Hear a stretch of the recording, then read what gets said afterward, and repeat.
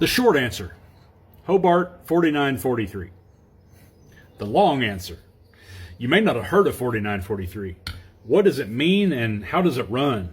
Well, before we get into how it runs, the four numbers on a wire, okay, whether you're talking about 40, 43, or 53, 56, or in this case, 49, 43. The first two numbers are the hardness of the wire. The softer the wire, like that 4000 series wire, and 4043 is going to have a higher silicon content, and the 5356 is going to be the hardest wire out there. Now, 5356 also has the higher second number. What does that mean? That means it has the most corrosion resistance. But 4043 and 4943 both have that lower corrosion resistance. So what's that mean and what is your requirement? You got to think about where you live, what you're doing, and what your item that you're welding on is going to live in. I live in southern Indiana. I work on freshwater aluminum boats.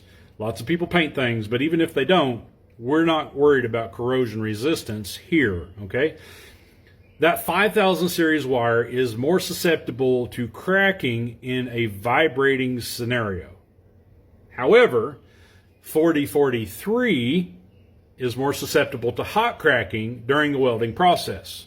I'm probably going to get some hate for that, but it's just they both are susceptible to cracking, and one's dependent on the operator and one is more dependent on the scenario in which that item is being run in, okay? Probably get hate for that too. 4943 is right down the middle. Now, how do the three run and what are the characteristics of each?